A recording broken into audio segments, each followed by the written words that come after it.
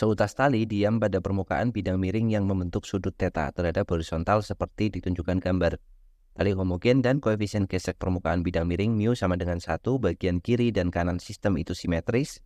Nilai theta agar bagian tali yang tidak bersentuhan dengan bidang miring bernilai maksimum adalah titik-titik derajat. Jadi pada soal ini kita diberikan gambar ada tali ya yang terletak pada bidang miringnya double, ada yang kiri, ada yang kanan yang membentuk sudut masing-masing theta terhadap horizontal. Nah, pertanyaannya adalah berapakah nilai theta ini supaya bagian tali yang tidak menempel di bidang miring ini bernilai maksimum, dan diketahui bahwa sistem ini simetris. Artinya jika kita belah atau kita bagi menjadi dua, maka yang kanan sama yang kiri itu identik atau sama persis. Jadi misalkan kita bagi seperti ini ya, kita mau meninjau yang kiri atau meninjau yang kanan itu bentuknya sama persis karena dia simetris. Nah, kita akan tinjau salah satu sisi, kita misalkan kita akan ambil atau tinjau sisi yang sebelah kiri.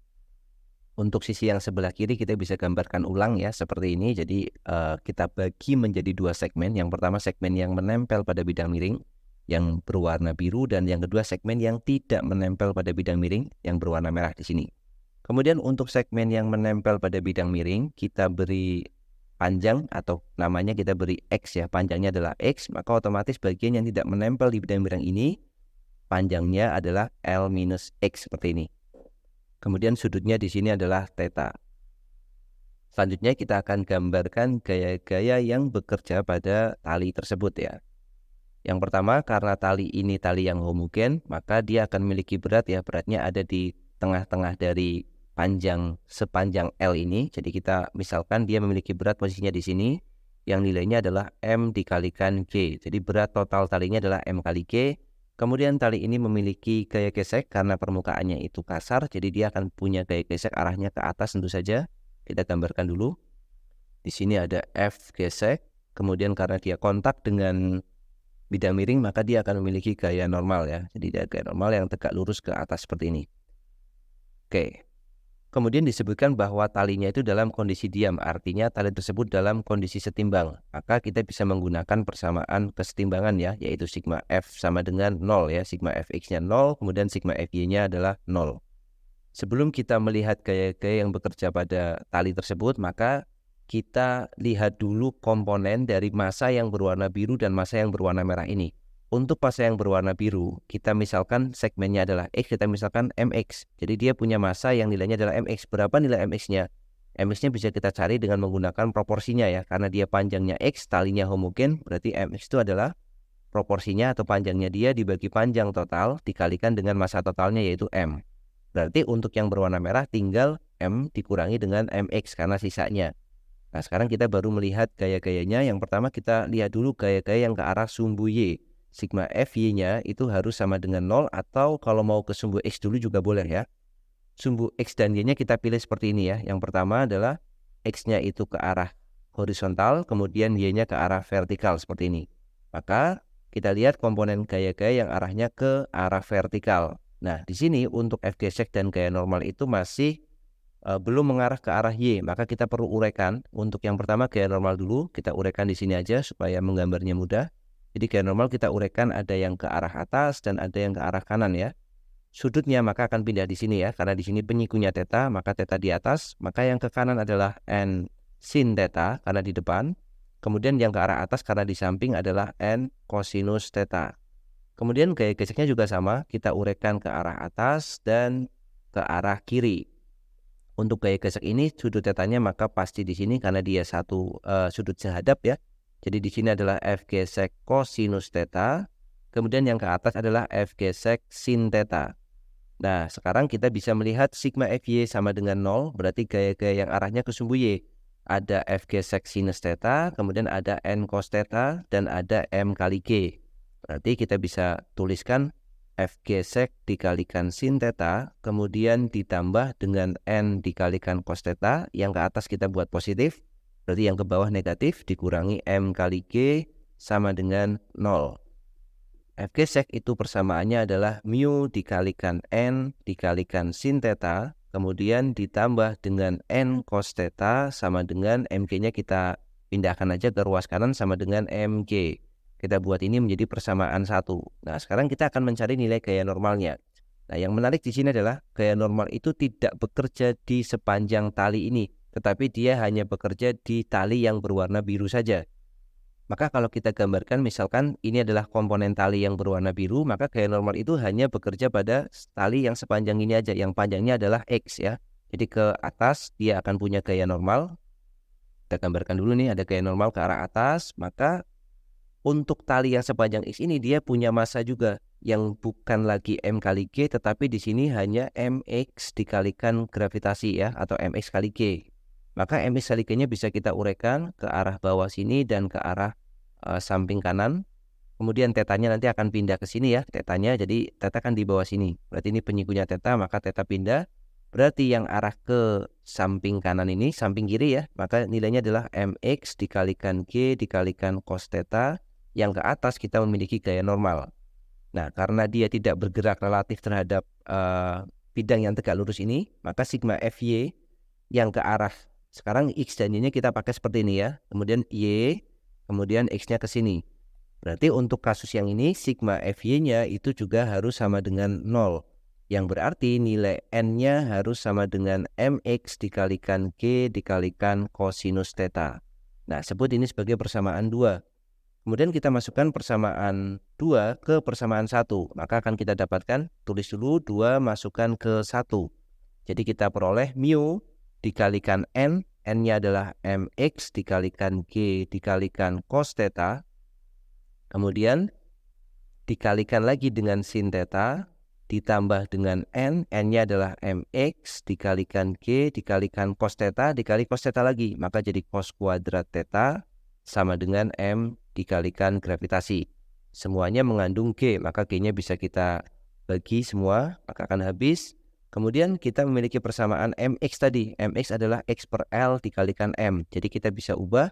Kemudian mu-nya kita langsung ganti saja karena angkanya mudah. Mu sama dengan 1, berarti kita dapatkan 1 dikalikan X per L dikalikan M dikali sin theta cos theta. Kemudian ditambah dengan X per L dikalikan cos kuadrat theta sama dengan M dikalikan gravitasi. M-nya sudah, gravitasinya sudah habis ya. Berarti M-nya bisa kita bagi M semua. Ini masih ada M ya. Kalikan M seperti ini. M-nya maka bisa kita coret. Maka yang kanan tinggal 1. Berarti yang ruas kiri kita bisa tuliskan X dikalikan sin theta dikali cos theta ditambah dengan X dikalikan cos kuadrat theta sama dengan 1. Nah, di sini masih ada L kan? Ini kan per L seperti ini sama dengan 1. L-nya kita kalikan ke kanan ya. Jadi sama dengannya langsung L. Atau kita bisa ambil nilai X-nya. X itu berarti sama dengan L dibagi sin theta cos theta ditambah cos kuadrat theta. Kita dibagi sin theta cos theta ditambah dengan cos kuadrat theta. Kita buat ini menjadi persamaan 3 ya. Sekarang kita sudah mendapatkan nilai X-nya sebagai fungsi theta tentunya. Nah, sekarang kita lihat soalnya. Yang diminta adalah nilai theta agar bagian tali yang tidak bersentuhan dengan bidang miring bernilai maksimum. Jadi kita akan mencari nilai L min X ya. Jadi yang tidak bersentuhan dengan tali itu adalah L min X. Kita cari dulu. Atau kita bisa buat seperti ini. Yang kita carikan nilai L min X agar maksimum ya. Jadi L min X-nya maksimum. Nah, supaya L min X maksimum, berarti yang terjadi adalah X-nya di sini harus minimum. Jadi kita tuliskan dulu, supaya L min X maksimum, berarti X-nya harus bernilai minimum. Nah, supaya X ini bernilai minimum, kita perhatikan bentuknya. Ini kan bentuknya L dibagi fungsi theta, seperti ini ya. Jadi X sama dengan L dibagi fungsi theta. L itu konstanta. Nah, nilai X ini harus minimum, berarti artinya fungsi yang ada di bawah ini harus bernilai maksimum.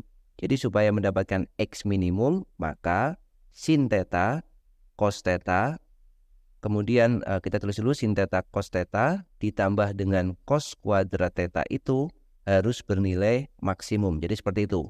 Saya ulangi lagi.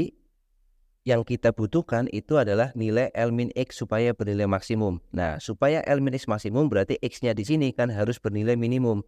Supaya X-nya minimum, karena X itu persamaannya L dibagi sin theta cos theta plus cos kuadrat theta, maka nilai sin theta cos theta plus cos kuadrat theta-nya itu harus bernilai maksimum. Nah, seperti itu. Jadi selanjutnya kita tinggal maksimumkan fungsi ini. Misalkan sin theta, cos theta ditambah cos kuadrat theta itu kita sebut saja sebagai fungsi theta atau P theta ya. Berarti supaya P sebagai fungsi theta itu maksimum harus memenuhi syarat bahwa dP d theta di sini sama dengan 0 ya. Kita harus gunakan syarat ini atau kita harus gunakan turunan pertamanya sama dengan 0. Maka kita tinggal turunkan aja. Jadi fungsi sin theta cos theta plus cos kuadrat theta diturunkan terhadap theta sama dengan kan 0. Kita mulai di sini. Kita tulis ulang dulu ya. Jadi P theta-nya supaya mudah sama dengan sin theta dikalikan cos theta kemudian ditambah dengan cos kuadrat theta. Maka kita turunkan dP d theta sama dengan, kita turunkan dulu suku yang pertama. Yang pertama ini sin theta cos theta. Bentuk sin theta cos theta ini adalah bentuk U dikalikan V. Maka turunannya adalah U aksen V ditambah V aksen U ya. Kita turunkan dulu. U aksen adalah turunan sin theta cos theta dikalikan V. V-nya adalah cos theta. Kemudian ditambah V aksen. V aksennya turunannya cos theta adalah min sin theta. Kemudian dikali dengan turunannya dikali dengan U. U-nya adalah sin theta. Oke, kemudian ditambah dengan turunan yang belakang. Sekarang turunan belakang itu adalah turunan cos kuadrat theta. Maka cara menurunkannya adalah turunkan dulu pangkatnya. 2 dikalikan cos theta dikali dengan turunannya theta. Turunan theta itu min sin theta. Nah, sekarang kita sudah dapat bentuk turunannya ya. Kemudian kita masukkan untuk dP d theta itu harus sama dengan 0 untuk mendapatkan fungsi P theta-nya maksimum.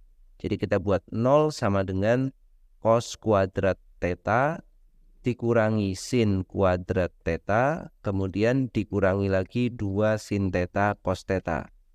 Nah, di sini kita perlu tahu beberapa identitas ya, atau kita rapikan dulu. Ini 2 sin theta cos theta-nya pindah ke ruas kiri biar positif, sama dengan cos kuadrat theta dikurangi dengan sin kuadrat theta. Nah, sekarang kita akan menggunakan identitas yang pertama. Nilai 2 sin theta cos theta itu nilainya sama dengan sin 2 theta. Kemudian nilai dari cos kuadrat theta dikurangi dengan sin kuadrat theta itu nilainya sama dengan cos 2 theta. Ini dua identitas yang kita perlukan untuk menyederhanakan persamaan ini. Jadi yang ruas kiri nilainya menjadi sin 2 theta. Tulis sin 2 theta ya. Sin 2 theta sama dengan yang ruas kanan adalah cos 2 theta. Berarti kalau kita bagi semuanya dengan cos 2 theta ya. Kita bagi semuanya dengan cos 2 theta seperti ini. Dibagi cos 2 theta, maka kita akan mendapatkan sin 2 theta dibagi cos 2 theta adalah tan 2 theta. Kemudian cos 2 theta dibagi cos 2 theta adalah 1. Berarti kita dapatkan nilai tan 2 theta sama dengan 1, yang berarti tan 2 theta itu sama dengan tan 45 derajat ya. Karena yang tangannya nilainya 1 itu adalah 45 derajat. Nah, kita ambil sudut yang ada di kuadran 1, berarti kita dapatkan nilai 2 tetanya sama dengan 45 derajat. Atau tetanya sama dengan 45 dibagi 2, jadi 22,5 derajat ya. Tetanya sama dengan 22,5 derajat. Nah, theta inilah yang akan menyebabkan nilai dari X, L min X-nya itu maksimum. Atau kita tulis dulu, theta inilah theta yang membuat X-nya bernilai maksimum. X-nya bernilai minimum ya. Sehingga kalau X-nya bernilai minimum, berarti L min X-nya akan bernilai maksimum. Maka kita sudah jawab untuk pertanyaan ini, yaitu nilai theta supaya membuat bagian yang tidak bersentuhan dengan bidang miring bernilai maksimum, tetanya adalah 22,5 derajat. Jadi seperti itu untuk pembahasan soal kali ini.